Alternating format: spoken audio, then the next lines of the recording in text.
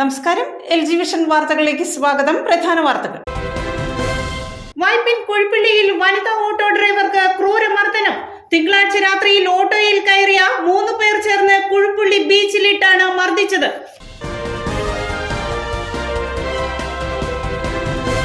പറവൂർ വൈപ്പിൻ മേഖലയിലെ സ്വകാര്യ ബസ് തൊഴിലാളികൾ ജൂൺ 12-ന് പണിമുടക്കും. പോലീസ്, RTO, ജോയിന്റ് RTO ഉദ്യോഗസ്ഥരുടെ തൊഴിൽ വിരുദ്ധ നടപടിക്കെതിരെയാണ് പണിമുടക്ക്.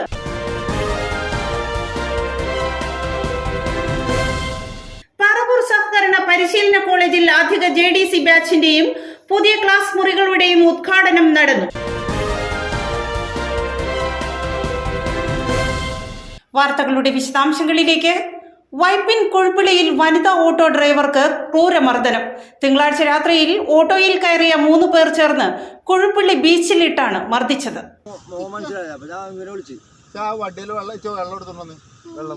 വണ്ടിയിൽ വെള്ളമുണ്ടോ? നോക്കിയടാ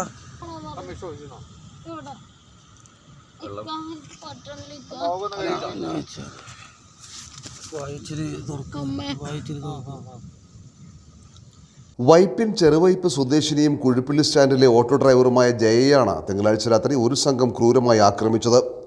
തിങ്കളാഴ്ച വൈകിട്ട് 6:30 ഓട്ടോ സ്റ്റാൻഡിലെത്തിയ 3 പേർ കളമശ്ശേരിയിലേക്ക് ഓട്ടം വിളിക്കുകയായിരുന്നു. രാത്രി 10:30 കൂടി തിരിച്ചെത്തിയ സംഘം ബൈക്ക് കുഴിപ്പള്ളി ബീച്ചിൽ ഇരിക്കുകയാണെന്നും അവിടേക്ക് പോകണമെന്നും പറഞ്ഞ പ്രകാരമാണ് ജയ ബീച്ചിലെത്തിയത്. രാത്രി 11 മണിയോടുകൂടി കുഴിപ്പള്ളി ബീച്ചിനും എടവടക്കാട് ബീച്ചിനും മധ്യത്തിലായാണ് ജയയെ അവശനിലയിൽ പരിസരവാസി കണ്ടെത്തിയത്. തുടർന്ന് പോലീസിന് വിവരമറിയിക്കുകയും പോലീസ് എത്തി ജയയെ കുഴിപ്പള്ളി മെഡിക്കൽ ട്രസ്റ്റ് ആശുപത്രിയിൽ പ്രവേശിപ്പിക്കുകയും ചെയ്തു. പരിക്ക് ഗുരുതരമായതിനാൽ രാത്രിയിൽ തന്നെ എറണാകുളം ലിസി ആശുപത്രിയിലേക്ക് ജയയെ മാറ്റുകയായിരുന്നു. ഞാറയ്ക്കൽ പോലീസ് കേസെടുത്ത് അന്വേഷണം ആരംഭിച്ചു. ഞാൻ ഫ്രിഡ്ജിൻ്റെ മുകളിൽ കിടന്നുറങ്ങിയിരുന്നു. അപ്പോൾ രാത്രി ഒരു 11 മണി ആയിട്ടുണ്ട്. 11 മണി അത്ര എനിക്ക് മൊയിലില്ല, വാച്ചുമില്ല, ഒന്നുമില്ല, വെട്ടോല വിളിച്ചില്ല, കിടക്കുകയാണ്. അപ്പോൾ ഒരു പെണ്ണിൻ്റെ കരച്ചിലേക്കുണ്ട്. അമ്മേ ഓടി പോയമ്മേ, എന്നെ കൊല്ലാൻ ഓടിയമ്മേ ഓടിയമ്മേ എന്ന് പറഞ്ഞു. അപ്പോൾ ഞാൻ പെണ്ണിൻ്റെ ഒച്ച കാരണം ഞാനങ്ങനെ ചെന്നപ്പോൾ ഈ പെൺകുട്ടിയാണ്. അപ്പോൾ എൻ്റെ ഈ ഉറക്കത്തിൻ്റെ ഇതിൻ്റെ വേണ്ടി എനിക്ക് പെൺകുട്ടിയെ മനസ്സിലായില്ല. ഞാനിപ്പോൾ അപ്പോൾ ഈ പെൺകുട്ടിക്ക് എന്നെ മനസ്സിലാവുന്നുണ്ട്. ഒന്ന് രക്ഷിക്കുക എന്ന് പറഞ്ഞപ്പോൾ ഈ കടപ്പുറത്ത് പല സംഭവങ്ങൾ നടപ്പുണ്ട്. ഞാൻ ഒറ്റ ഒരു പെൺകുട്ടിയാണ് കിടക്കുന്നത്. എനിക്ക് പേടിയായി. ഞാൻ പറയും നടക്കൂല, ഞാൻ രക്ഷിക്കൂല എന്ന് പറഞ്ഞു. പല സംഭവങ്ങളും നടപ്പുണ്ടല്ലോ. അപ്പോൾ ഞാനെന്ത് ചെയ്തു, ഞാൻ പിന്നെ മാറിയിരുന്നു. പിന്നെ മാറുന്നപ്പോൾ എന്നോട് പറഞ്ഞു കാരണം എനിക്ക് മനസ്സിലായി ഇല്ലാസ്കാരൻ വിളിക്കുക ഓട്ടോറിക്ഷ ഓടിക്കണം, ഇല്ലാസ്കാരൻ ഓടിക്കാന്ന് പറഞ്ഞു. അപ്പോൾ ഞാൻ ഇല്ലാസിനെ വിളിക്കാൻ നിന്നില്ല. നേരെ കമറു എന്ന് പറഞ്ഞ കൂട്ടുകാരുണ്ട്, കെട്ടിടത്തണം ഇവിടെ, ഈ കെട്ടിടത്തണം.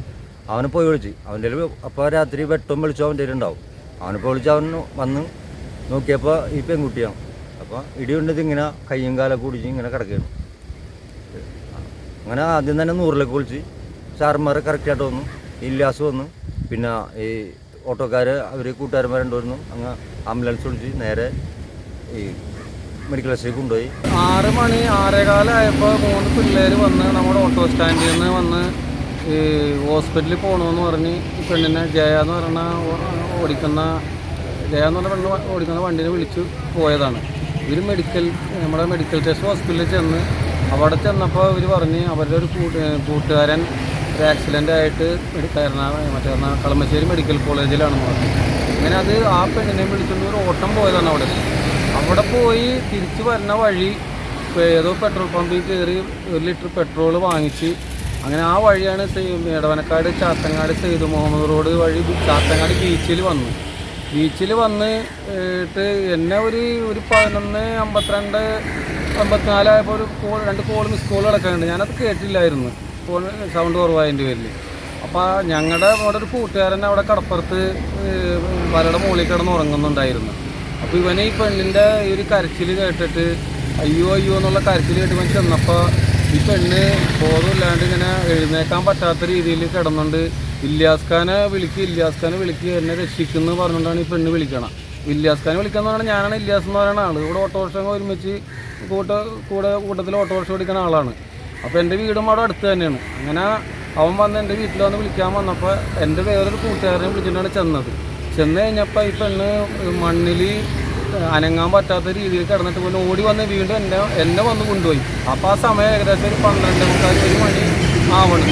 ആ ടൈമിന് ഞാൻ ചെന്നപ്പോൾ ബോധമില്ലാണ്ടില്ല എനിക്ക് വയ്യൊക്കെ എനിക്ക് അനങ്ങാൻ പറ്റാനില്ല ഇക്കാന്നൊക്കെ പറഞ്ഞുകൊണ്ട് തിരിയാനും അറിയാനും പറ്റണില്ല. ഞാൻ പറവൂർ വൈപ്പിൻ മേഖലയിലെ സ്വകാര്യ ബസ് തൊഴിലാളികൾ ജൂൺ 12-ന് പണിമുടക്കും.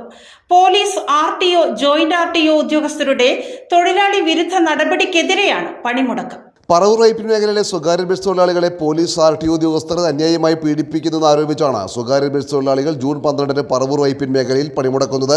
ജൂൺ 12-ന് പണിമുടക്കുന്ന തൊഴിലാളികൾ ജില്ലാ കളക്ടറേറ്റിലേക്ക് മാർച്ച് നടത്തും. ഈ മേഖലയിൽ അനുഭവപ്പെടുന്ന ഗതാഗത കുരുക്കിന് മറികടന്ന് RTO അനുവദിച്ച സമയത്ത് പലപ്പോഴും ഓടിയെത്തുവാൻ ബുദ്ധിമുട്ടാണെന്ന് യൂണിയൻ നേതാക്കൾ ആരോപിക്കുന്നു. സുഗമമായി സർവീസ് നടത്താൻ സാഹചര്യം ഒരുക്കാതെ ബസ് തൊഴിലാളികളെ അന്യായമായി ദ്രോഹിക്കുന്ന സമീപനം ഉപേക്ഷിക്കണമെന്ന് പറവൂർ വൈപ്പിൻ മേഖല coordination committee general convener KA അജയകുമാറും ചെയർമാൻ MJ രാജുവും ആവശ്യപ്പെട്ടു. ജൂൺ 12-ാം തീയതി പറവൂർ വൈപ്പിൻ മേഖലയിലെ ബസ് തൊഴിലാളികൾ പണിമുടക്കിയാണ്. നമ്മൾ ജില്ലാ കളക്ടർക്കും ഡിസ്ട്രിക്ട് ലേബർ ഓഫീസർക്കും അസിസ്റ്റൻറ്റ് പോലീസ് കമ്മീഷണർക്കും എല്ലാം പരാതി ഇങ്ങനെ ഞങ്ങളുടെ തൊഴിൽപരമായ പ്രശ്നങ്ങൾ, അതായത് RTO, പോലീസ് അവരുടെ നിരന്തരമായ പീഡനങ്ങൾ, തൊഴിലാളികളുടെ ലൈസൻസ് ഒരു കാരണം അനാവശ്യമായി ലൈസൻസ് കട്ട് ചെയ്യുന്ന ഒരു സാഹചര്യമാണ് ഇവിടെ നിലനിൽക്കുന്നത്. അതായത് ഡോറ് അടച്ചില്ല, ഡോറ് കംപ്ലൈൻറ്റ് എയർ ഡോറുകളാണ്, മിക്കതും എയർ ഡോറുകളാണ്. എന്തെങ്കിലും രീതിയിൽ നടക്കാൻ പറ്റാതെ വന്നാൽ അവൻ്റെ ലൈസൻസ് 10-15 ദിവസത്തേക്ക് ലൈസൻസ് കട്ട് ചെയ്യും.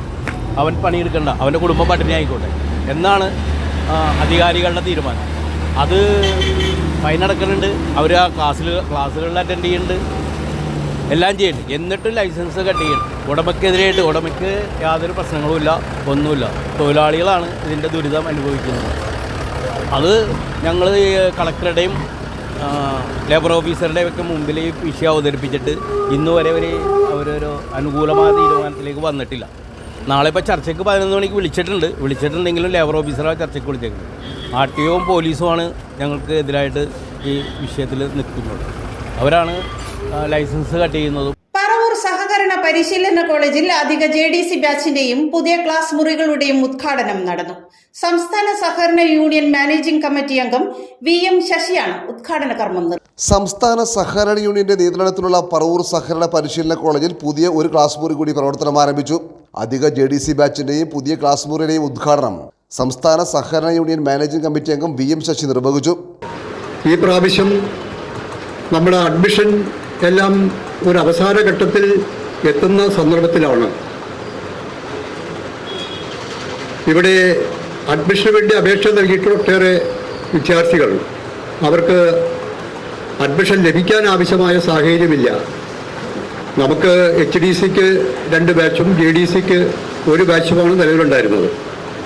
അപ്പോൾ 75 കുട്ടികൾക്ക് കൂടിയുള്ള അഡ്മിഷനുള്ള അനുവാദം, അതിനുള്ള സൗകര്യങ്ങൾ ഇവിടെ ഒരുക്കിയാലേ അതുകൂടി നടത്താൻ കഴിയൂ. അപ്പോൾ അതിനു വേണ്ടിയിട്ട് സ്റ്റേറ്റ് കോഓപ്പറേറ്റീവ് യൂണിയനകത്ത് വിഷയം ഉന്നയിച്ചു കഴിഞ്ഞപ്പോൾ ചെയർമാൻ കൂടി കോഴിക്കോട് കൂടി ഇവിടെ വന്ന് മീറ്റിംഗ് ചേർന്ന് ഇവിടെ വെച്ച് അദ്ദേഹം പ്രഖ്യാപിക്കുകയായിരുന്നു, ഈ ബാച്ച് ആരംഭിച്ചോ. അപ്പോൾ പ്രിൻസിപ്പലിന് എല്ലാ കാര്യത്തിൽ ഉറപ്പ് കൊടുത്തു, ഞങ്ങളെല്ലാവരും ഉണ്ടായിരുന്നു. അപ്പോൾ ഇതിൻ്റെ മറ്റ് സൗകര്യങ്ങളെല്ലാം ഒരുക്കേണ്ടതുണ്ട്.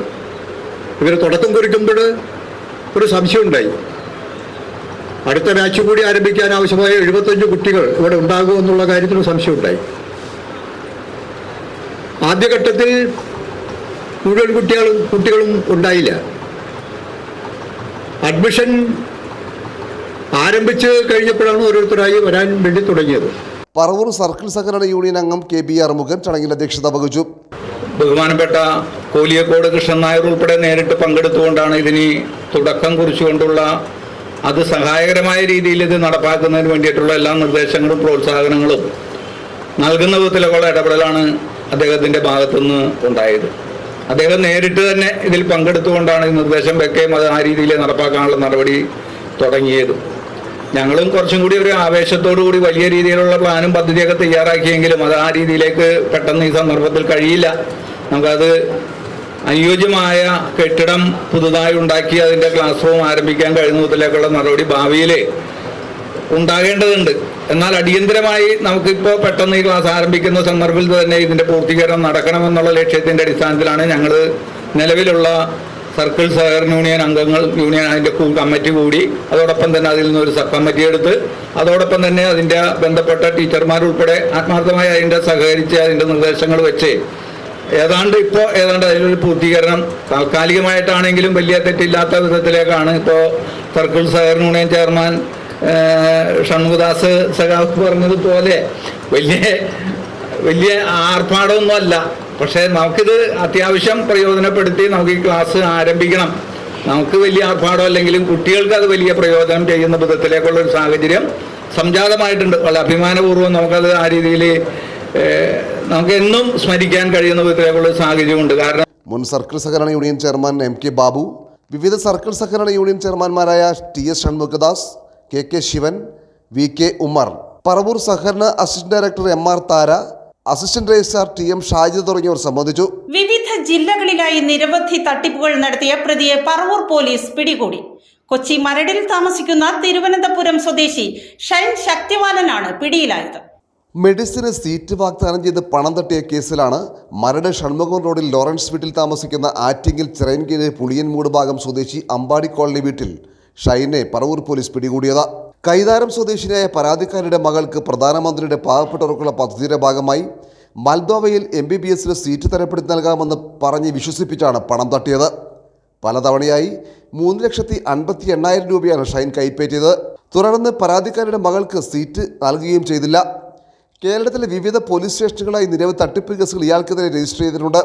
അന്വേഷണ സംഘത്തിൽ ഇൻസ്പെക്ടർ അനീഷ് കരീം, SIമാരായ KU ഷൈൻ, MM മനോജ്, SCPOമാരായ PK Dhanesh, PA Anoop, PK Shani, CPO Reji എന്നിവരാണ് ഉണ്ടായിരുന്നത്. കേരള സംഗീത നാടക അക്കാദമിയുടെ പുരസ്കാരത്തിന് അർഹനായി ബാബു ആലുവ. നാടക വിഭാഗത്തിൽ നടൻ, സംവിധായകൻ എന്നീ രംഗത്തെ സംഭാവനയ്ക്കാണ് അവാർഡ്. സാധാരണക്കാരനെ നാടകം പഠിപ്പിച്ച് ഗ്രാമീണ നാടകവേദിയെ സമ്പന്നമാക്കിയ ബാബു ആലുവയെ വൈകിയാണെങ്കിലും കേരള സംഗീത നാടക അക്കാദമി പുരസ്കാരം നൽകി ആദരിച്ചിരിക്കുകയാണ്. നാടക വിഭാഗത്തിൽ നടൻ, സംവിധായകൻ എന്നീ നിലകളിലെ പ്രവർത്തനം മുൻനിർത്തിയാണ് പുരസ്കാരം. 70കളിൽ ആലുവയിൽ സ്കൂൾ വിദ്യാർത്ഥിയായിരിക്കെ ബാലനായമ്പള്ളിയുടെ രചനയിൽ സ്പന്ദനം എന്ന നാടകം സംവിധാനം ചെയ്തുകൊണ്ടാണ് അമേച്ചർ രംഗത്തേക്ക് കടന്നു വന്ന ബാബു ആലുവ പതിറ്റാണ്ടുകൾ പിന്നിട്ട് ഇപ്പോഴും നാടകവുമായി ഗ്രാമങ്ങളിൽ നിന്നും ഗ്രാമങ്ങളിലേക്ക് യാത്ര ചെയ്യുകയാണ്. ആലുവയിൽ നിന്നും 80കളിൽ പറവൂരിലെത്തിയ ബാബു ആലുവ പറവൂർ നാടക സംഘം, തുടർന്ന് നന്ദ്യാട്ടുകുന്നം നാടക അരങ്ങ്, കടാമംഗലം കലാശാല തുടങ്ങി കേരളത്തിലെ അങ്ങോളം ഇങ്ങോളം നൂറുകണക്കിന് ഗ്രാമീണ കലാസമിതികൾക്ക് നാടകം ചെയ്തു. അമേച്വർ നാടക പ്രവർത്തനങ്ങളുടെ സുവർണ കാലഘട്ടമായ 80കളിൽ കേരളത്തിൽ ഏറ്റവും തിരക്കുള്ള സംവിധായകനായിരുന്നു ബാബു ആലുവ. മകുടി, മാന്യമഹാജനങ്ങളെ, കിണർ, അഗ്നിപുരാണം, കുടുക്ക അഥവാ വിശക്കുന്നവന്റെ വേദാന്തം, മദ്യധരണ്യാഴി, ചോരക്കുഞ്ഞിനെ കൊന്ന മേരി ഫൊറാറിന്റെ കഥ, ശബന്തീനുറുമ്പുകളുടെ ഘോഷയാത്ര, തീന്മേശയിലെ ദുരന്തം, മഞ്ഞുകാല വസതി, ഘട്ടമല, നാടിനപ്പുറം തുടങ്ങി 75ഓളം നാടകങ്ങൾ ഇതിനകം സംവിധാനം ചെയ്തു. സംവിധാനം മാത്രമല്ല, ദീപാലങ്കാരം, വസ്ത്രാലങ്കാരം, രംഗപടം, സംഗീത നിയന്ത്രണം, നടൻ എന്നിങ്ങനെ നാടകത്തിന്റെ സമഗ്ര മേഖലകളും ബാബു ആലുവയ്ക്ക് വഴങ്ങും. കോട്ടയം നളന്ത, കൊച്ചിൻ അതിഥി, കൊരട്ടി രജപുത്ര, പെരുമ്പാവൂർ സംഘകല, കൊച്ചിൻ സ്റ്റേജ് എന്നീ പ്രൊഫഷണൽ നാടക സമിതികൾക്കും നാടകം ചെയ്തു. വൈകിയാണെങ്കിലും സർക്കാർ അംഗീകരിച്ചതിൽ സന്തോഷമുണ്ടെന്ന് ബാബു ആലുവ പറഞ്ഞു. വളരെ സന്തോഷമുണ്ട്. വളരെ സന്തോഷവും അഭിമാനവും നിറഞ്ഞൊരു നിമിഷമാണ് ഇപ്പോൾ എനിക്ക്. കാരണം 50 വർഷക്കാലമായി നാടക പ്രവർത്തനം നടത്തുന്ന ഒരാളാണ്. അതുകൊണ്ട് നമ്മുടെ ഗവൺമെൻറ്റുമായി ബന്ധപ്പെട്ട ഒരു അവാർഡാണ്.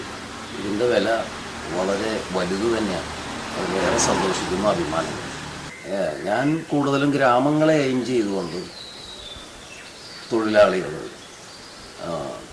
വിദ്യാർത്ഥികൾ,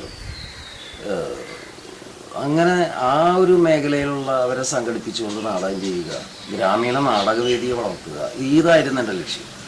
അപ്പോൾ അതിനു വേണ്ടിയാണ് എൻ്റെ ജീവിതം തന്നെ ഞാൻ മാറ്റിവെച്ചത്.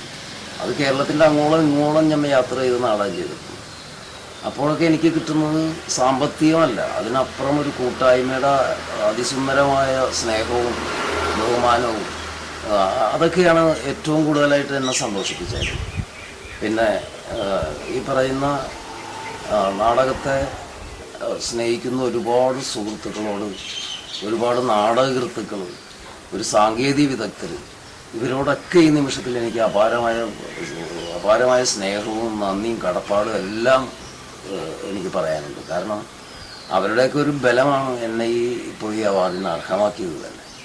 ഞാൻ ഒരു ദിവസത്തിൽ 3 വേദിയിലെങ്കിലും കവർ ചെയ്യുമായിരുന്നു. ഇപ്പം അതില്ല. ഒരു വർഷത്തിൽ 3 വേദി ഉണ്ടോയെന്ന് സംശയമാണ്. അങ്ങനത്തെ ഒരു അവസ്ഥയായിപ്പോയി. കാരണം ഒരു ദിവസം 3 മത്സരം കഴിഞ്ഞിട്ടാണ് ഞാൻ വടക്കംപറവൂർ വന്നിറങ്ങുന്നത്. അങ്ങനെ അപ്പോൾ ഒരുപാട് അവാർഡുകൾ എനിക്ക് കിട്ടിയിട്ടുണ്ട്. അത് പല സ്ഥലങ്ങളിൽ, പല വേദികളിൽ ഒക്കെ ഒന്നും എനിക്ക് അവാർഡുകൾ കിട്ടിയിട്ടുണ്ട്.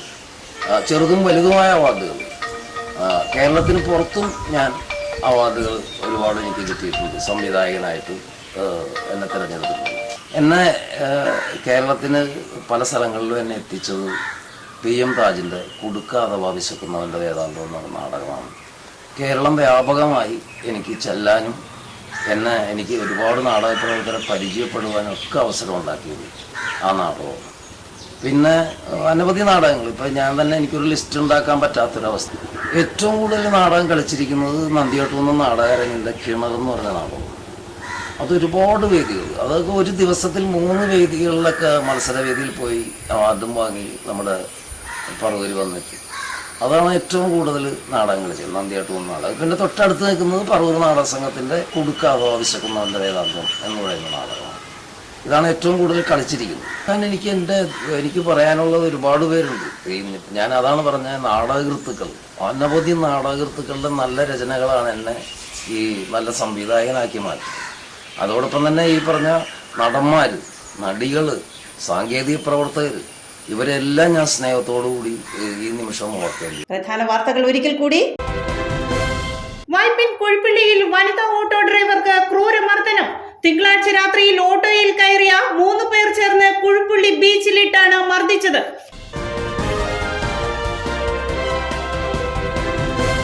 പറവൂർ വൈപ്പിൻ മേഖലയിലെ സ്വകാര്യ ബസ് തൊഴിലാളികൾ ജൂൺ 12-ന് പണിമുടക്കും.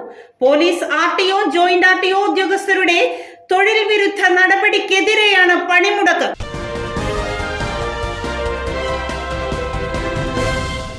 പറവൂർ സഹകരണ പരിശീലന കോളേജിൽ അധിക JDC ബാച്ചിന്റെയും പുതിയ ക്ലാസ് മുറികളുടെയും ഉദ്ഘാടനം നടന്നു. ഇതോടെ വാർത്താ ബുള്ളറ്റിൻ സമാപിക്കുന്നു. നാളെ ഇതേ സമയം LG വിഷനിൽ. നമസ്കാരം.